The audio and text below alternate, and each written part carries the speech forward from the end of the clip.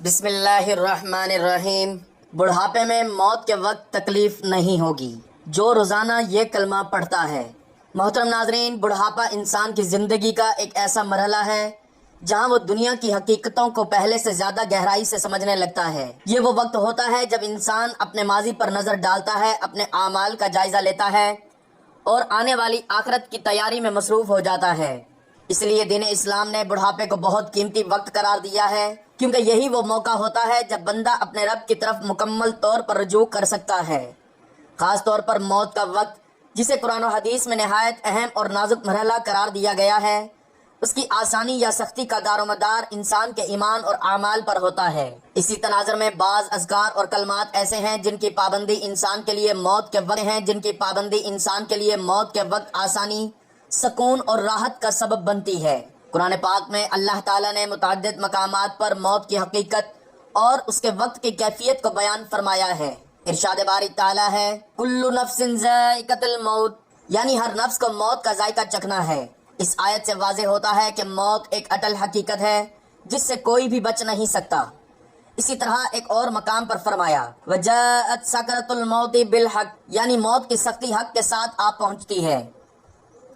اس آیت میں سکرات الموت یعنی موت کی تکلیف کا ذکر کیا گیا ہے، جو اس بات کی طرف اشارہ کرتا ہے کہ عام حالات میں موت ایک مشکل مرحلہ ہو سکتا ہے، لیکن اللہ تعالیٰ اپنے خاص بندوں کے لیے اس کو آسان بھی فرما دیتا ہے۔ اسی طرح اللہ آیا، ان الذین قالوا ربنا اللہ ثم استقاموا تتنزل علیہم الملائکۃ الا تخافوا ولا تحزنوا، یعنی جو لوگ کہتے ہیں کہ ہمارا رب اللہ ہے اور پھر اس پر قائم رہتے ہیں، ان پر فرشتے نازل ہوتے ہیں اور کہتے ہیں کہ نہ ڈرو اور نہ غم کرو۔ یہ آیت اس بات کی دلیل ہے کہ جو لوگ اللہ کا ذکر کرتے ہیں اور اس پر استقامت اختیار کرتے ہیں، ان کی موت آسان اور سکون والی ہوتی ہے۔ حدیث مبارکہ میں بھی ایسے اذکار کی بہت زیادہ فضیلت بیان ہوئی ہے جو موت کے وقت آسانی کا سبب بنتے ہیں۔ نبی کریم صلی اللہ علیہ وآلہ وسلم نے فرمایا، جس کا آخری کلام لا الہ الا اللہ ہو وہ جنت میں داخل ہوگا۔ اس حدیث سے واضح ہوتا ہے کہ کلمہ طیبہ کی اہمیت موت کے وقت کس قدر زیادہ ہے۔ ایک اور حدیث میں حضور صلی اللہ علیہ وسلم نے فرمایا، ذکر اللہ دلوں کو سکون دیتا ہے اور یہی سکون موت کے وقت انسان کے لیے سب سے بڑی نعمت بن جاتا ہے۔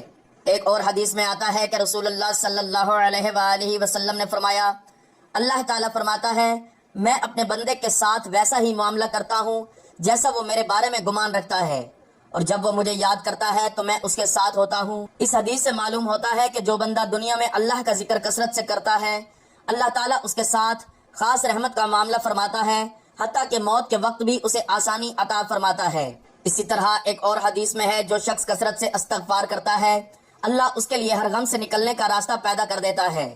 جب دنیا کے غموں سے نجات مل سکتی ہے تو موت کے وقت کی سختی سے نجات کیوں نہیں مل سکتی؟ یقیناً ذکر ہر مشکل کو آسان بنا دیتے ہیں۔ اسلامی تاریخ میں بھی ہمیں ایسے بے شمار واقعات ملتے ہیں جہاں اللہ کے نیک بندوں نے ذکر الہی کی برکت سے نہایت سکون کے ساتھ دنیا سے رخصت لی۔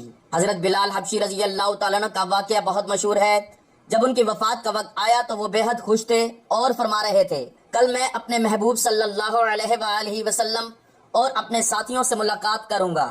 یہ کیفیت اس بات کی دلیل ہے کہ جو شخص اللہ اور اس کے رسول صلی اللہ علیہ وآلہ وسلم سے محبت کرتا ہے اور ذکر میں مشغول رہتا ہے، اس کے لیے موت کا وقت خوف کا نہیں بلکہ خوشی کا لمحہ بن جاتا ہے۔ اسی طرح حضرت عثمان رضی اللہ تعالیٰ عنہ کے بارے میں آتا ہے کہ جب ان پر حملہ کیا گیا تو وہ قرآن کی تلاوت میں مصروف تھے۔ یہ اس بات کی دلیل ہے کہ ان کا دل ہر وقت اللہ کے ذکر سے جڑا ہوا تھا، اور یہی ذکر ان کے لیے آخری وقت میں بھی سکون کا باعث بنا۔ حضرت امام احمد بن حنبل رحمۃ اللہ علیہ کے بارے میں روایت ہے کہ جب ان کا آخری وقت آیا تو وہ مسلسل اللہ کا ذکر کر رہے تھے اور شیطان کے وسوسوں کا مقابلہ کرتے رہے، یہاں تک کہ سکون کے ساتھ دنیا سے رخصت ہو گئے۔ یہ تمام قرآنی آیات، احادیث اور اسلامی واقعات اس حقیقت کو واضح کرتے ہیں کہ ذکر الہی، خاص طور پر کلمہ طیبہ، انسان کے لیے نہ صرف دنیا میں سکون کا باعث بنتا ہے بلکہ موت کے وقت بھی اس کے لیے آسانی اور راحت کا سبب بنتا ہے۔ بڑھاپے میں جب انسان کمزور ہو جاتا ہے اور دنیاوی سہارے کم ہو جاتے ہیں تو اللہ کا ذکر ہی اس کا سب سے بڑا سہارا بن جاتا ہے۔ ناظرین، نزاع کے وقت مسلمان کو جو تکلیف ہوتی ہے اس پر اللہ رب العزت کی جانب سے نیکیاں عطا کی جاتی ہیں، جیسا کہ سنن ماجہ میں بروایت حضرت عائشہ رضی اللہ تعالی عنہا سے مروی ہے کہ رسول اللہ صلی اللہ علیہ وآلہ وسلم ان کے پاس تشریف لائے اس حال میں کہ ان کے پاس ان کا کوئی قریبی رشتہ دار موت کی سختی میں مبتلا تھا۔ رسول اکرم صلی اللہ علیہ وآلہ وسلم نے مشاہدہ فرما کر حضرت عائشہ رضی اللہ تعالی عنہا سے فرمایا اپنے رشتہ دار پر غمگین نہ ہو اس لیے کہ یہ اس کی نیکیاں ہیں۔ نیز حضرت عائشہ رضی اللہ تعالی عنہا سے ہی اس مضمون کی روایت ہے کہ جب رسول اللہ صلی اللہ علیہ وآلہ وسلم کی وفات کی تکلیف میں نے دیکھی، اب میں کسی مسلمان میت کی حالت نزا کی تکلیف کو اس کے حق میں برا نہیں سمجھتی۔ بس مذکورہ حدیث سے معلوم ہوتا ہے کہ رضا کے وقت ہونے والی سختی مرنے والے کی بدعمالیوں کا ہرگز نتیجہ نہیں ہوتی۔ مسلمان کے حق میں اس پر اجر و ثواب اور گناہ کی معافی کی ہی امید رکھنی چاہیے۔ اس کے علاوہ ناظرین، حضرت سیدنا عثمان غنی رضی اللہ تعالیٰ عنہ نے فرمایا دنیا میں 5 لوگ ایسے ہیں جن کو مرتے وقت تکلیف نہیں ہوگی، ان کی روح آسانی سے نکلے گی۔ حالت نزا میں انسان کی آدھی روح اندر ہوتی ہے اور آدھی روح باہر ہوتی ہے اور بندہ تکلیف میں ہوتا ہے۔ اس وقت انسان کو پیاس لگتی ہے کہ انسان یہ چاہتا ہے کہ سمندر کا پانی پی جاؤں، اور اگر بلا فرض 7 سمندروں کا پانی وہ پی بھی جائے پھر بھی اس کی پیاس کبھی ختم نہیں ہوگی۔ روح نکلتے وقت انسان کو جو تکلیف ہو رہی ہوتی ہے وہ ناقابل بیان ہے۔ حضرت سیدنا عثمان غنی رضی اللہ تعالیٰ عنہ نے فرمایا یہ 5 لوگ ایسے ہیں کہ انہیں مرتے وقت ذرا بھی تکلیف نہ ہوگی، یعنی موت آسانی سے ہوگی اور بغیر تکلیف کے۔ پوچھا گیا کہ جناب وہ کون سے 5 لوگ ہیں جنہیں موت کی سختی موت کے بعد یعنی وراثت کا حصہ اپنی بہنوں کو جلد اور بر وقت پہنچاتا ہے؟ ایسا نہ ہو کہ بہن کے بچے بھوک سے بلکتے رہے اور تم بہن کے حق پر قبضہ کیے بیٹھے رہو، اور بہن اس انتظار میں رہے کہ میرا بھائی کب میرے ماں باپ کی وراثت میں سے حصہ دے گا۔ بہت بار یہ دیکھنے میں آتا ہے کہ بہن کی شادی نہیں ہوئی، جبکہ والدین دنیا سے رخصت ہو گئے تو بھائی نے کہا کہ کوئی بات نہیں، اس کا حصہ اسے جہیز کی صورت میں دے دوں گا۔ یاد رہے کہ اسلام میں بہنوں کو جہیز دینا فرض نہیں، جبکہ ان کا وراثتی حصہ دینا فرض ہے۔ دراصل عورتوں کو جہیز دینا یہودیوں کی رسم ہے، اسلام اس کی ترغیب نہیں دیتا، لیکن اسلام میں عورتوں کا حصہ دینا فرض ہے۔ واضح رہے کہ والدین کے ترکہ میں جس طرح ان کی نرینہ اولاد کا حق و حصہ ہوتا ہے، اسی طرح بیٹیوں کا بھی اس میں شرعی حق و حصہ ہوتا ہے اسی طرح بیٹیوں کا بھی اس میں شرعی حق و حصہ ہوتا ہے۔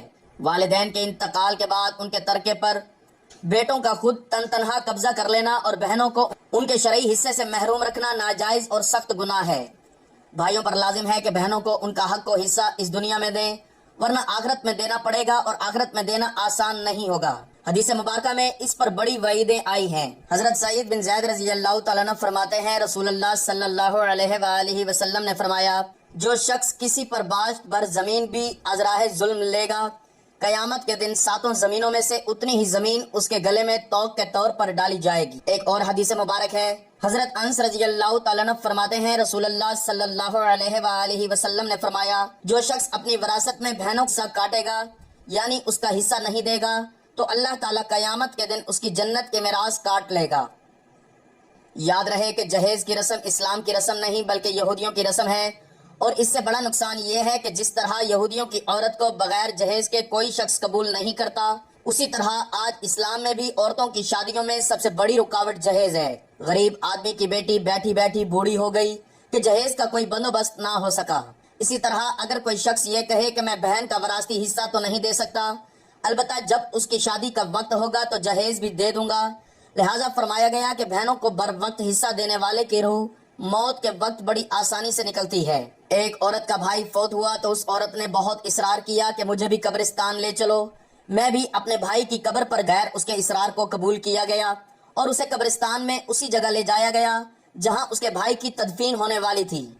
اس کو دیکھتے ہی دیکھتے میت کو قبر میں اتارا گیا اور اس کے بھائی کو مٹی کے سپرد کیا گیا۔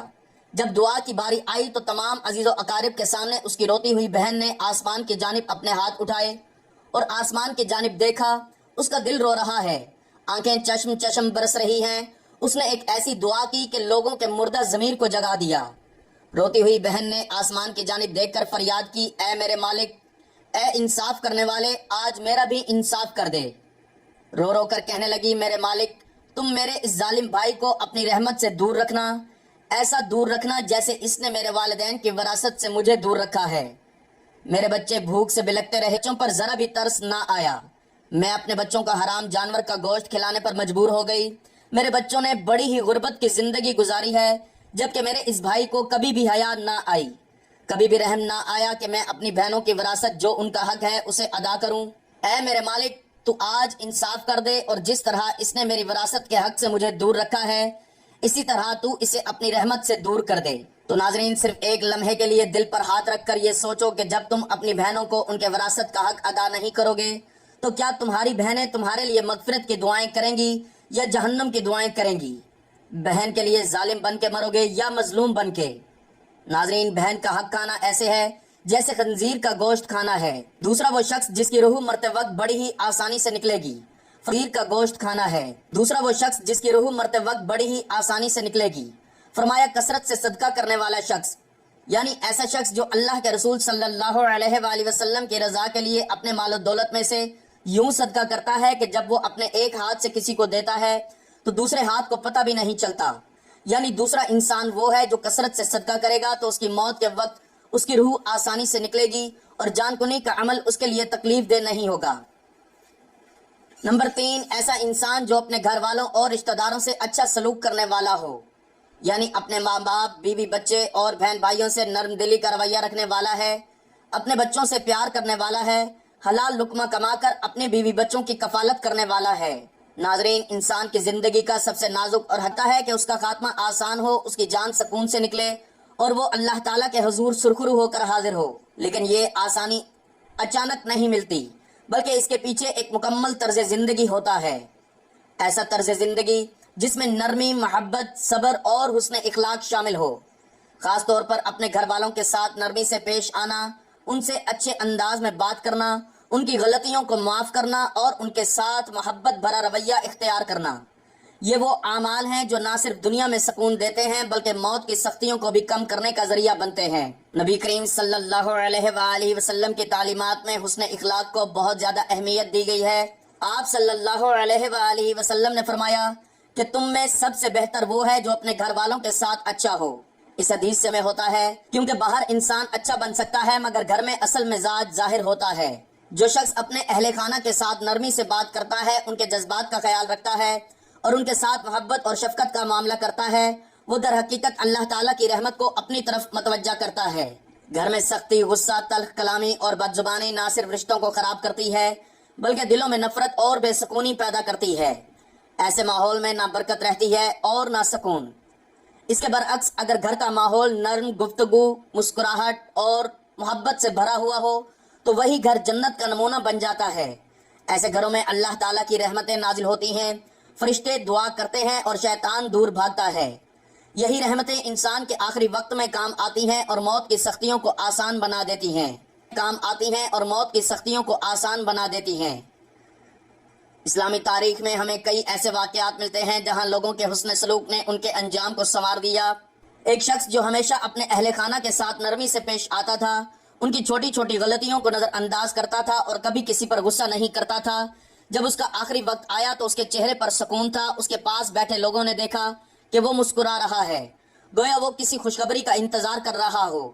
اس کے برعکس ایک ایسا شخص جو ہمیشہ سخت مزاج، بد زبان اور غصے والا تھا، اس کا آخری وقت انتہائی مشکل میں گزرا۔ اس کی سانسیں اکڑ رہی تھیں اور چہرے پر خوف اور پریشانی نمایاں تھی۔ یہ واقعات ہمیں یہ سبق دیتے ہیں کہ انسان کا اخلاق اس کے انجام پر اثر انداز ہوتا ہے۔ جو شخص دنیا میں دوسروں کے لیے آسانی پیدا کرتا ہے، اللہ تعالیٰ آسانی پیدا فرماتا ہے۔ جو شخص اپنے گھر والوں کے ساتھ نرمی کرتا ہے، اللہ تعالیٰ اس کے ساتھ نرمی فرماتا ہے۔ یہی اصول موت کے وقت بھی لاگو ہوتا ہے۔ اگر انسان نے اپنی زندگی محبت، درگزر اور حسن سلوک کے ساتھ گزاری ہو تو اللہ تعالیٰ اس کی موت کو بھی آسان بنا دیتا ہے۔ گھر والوں کے ساتھ نرم گفتگو کرنا ایک بہت بڑی عبادت ہے۔ جب آپ کسی سے پیار سے بات کرتے ہیں تو وہ دل سے دعا دیتا ہے۔ ماں باپ کی دعائیں، بیوی بچوں کی دعائیں، بہن بھائیوں کی دعائیں، یہ سب انسان کے لیے ایک خزانہ ہے۔ یہ دعائیں ہی وہ سرمایہ بنتی ہیں جو آخری وقت میں کام آتا ہے۔ جب انسان دنیا سے رخصت ہونے لگتا ہے تو یہی دعائیں اس کے لیے سکون اور آسانی کا ذریعہ بنتی ہیں۔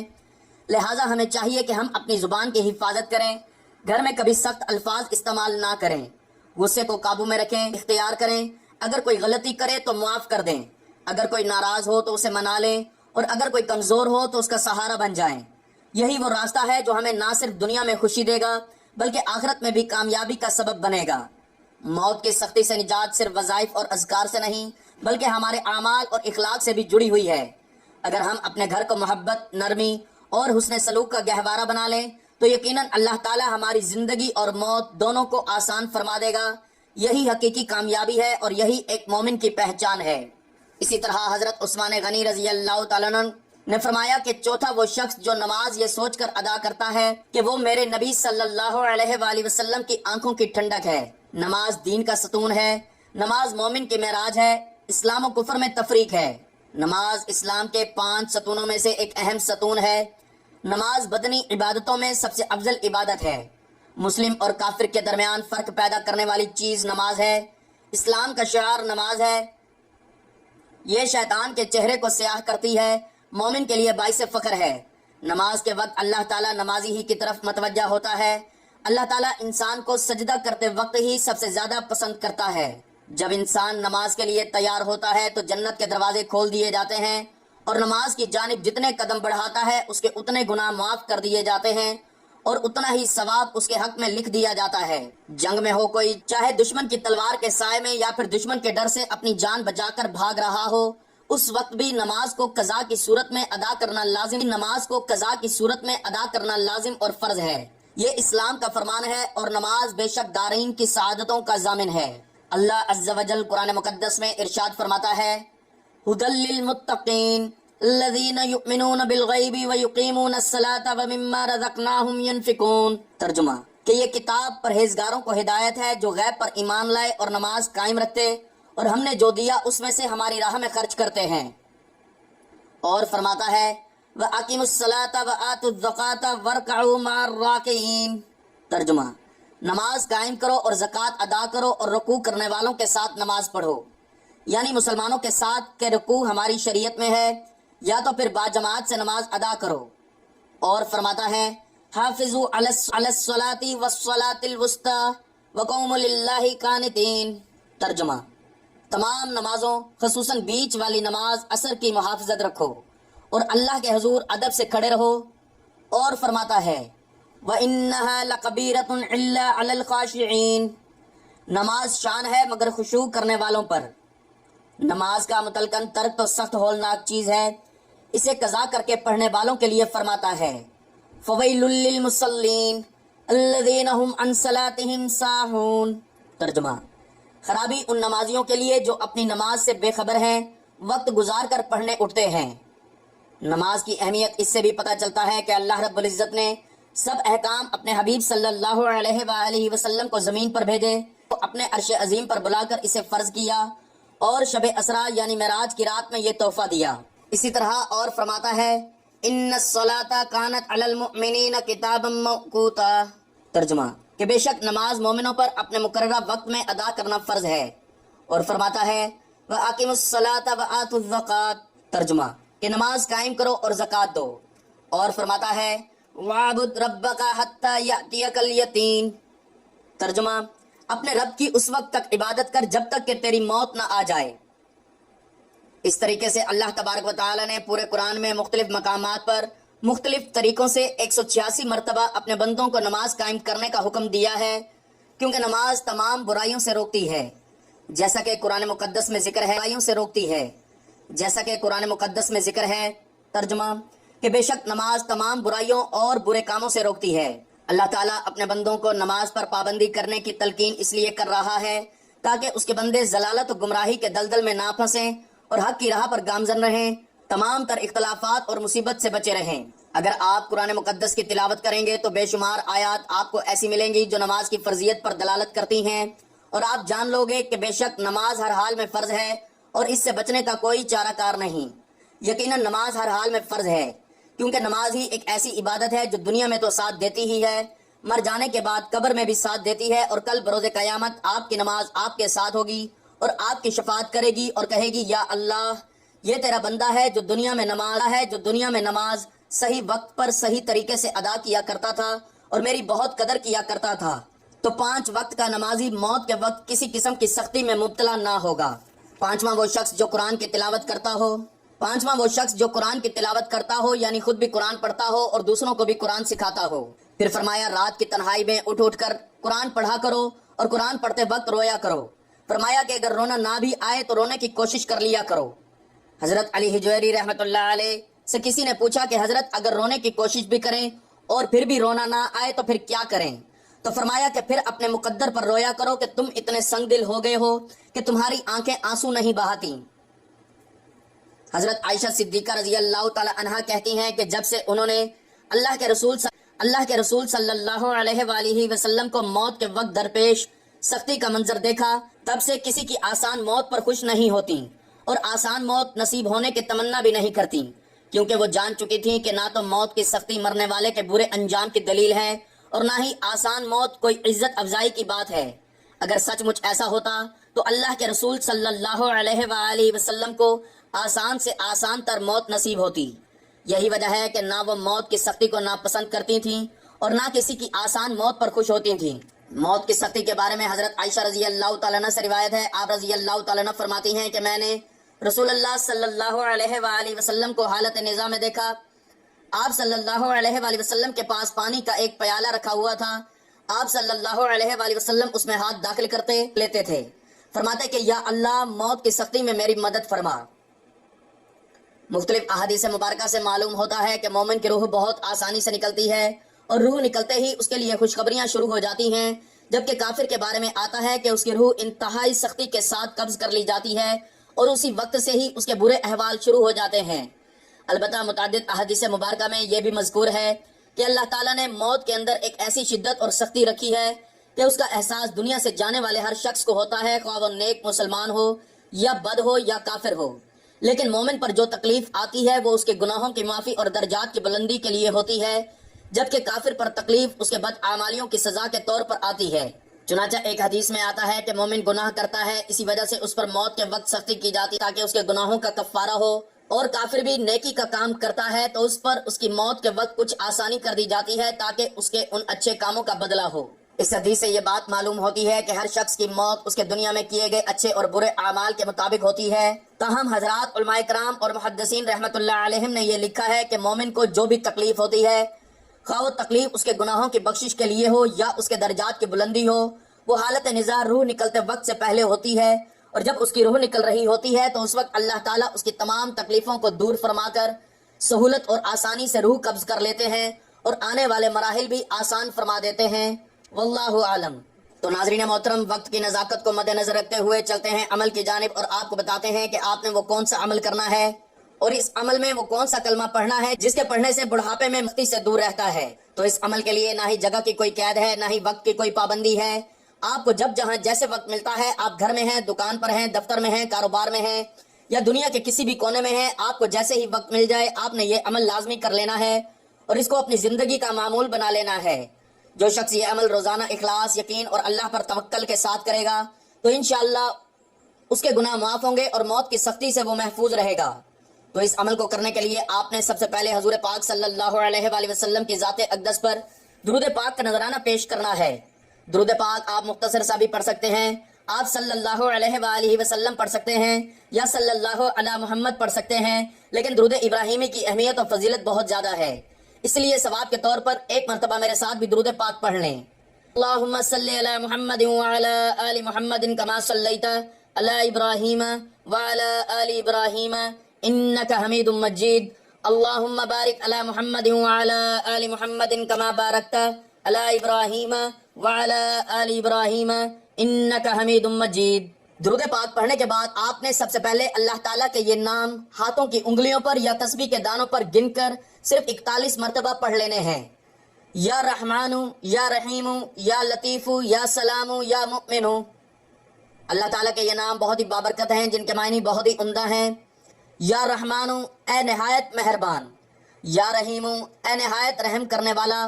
یا لطیف، اے باریک بین مہربان۔ یا سلام، اے سلامتی دینے والا۔ سلام، اے سلامتی دینے والا۔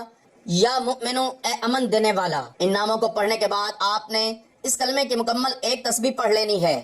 لا الہ الا اللہ محمد الرسول اللہ۔ لا الہ الا اللہ محمد الرسول اللہ۔ یہ سب سے افضل ذکر ہے۔ حدیث میں آتا ہے جس کا آخری کلام لا الہ الا اللہ ہو وہ جنت میں داخل ہوگا۔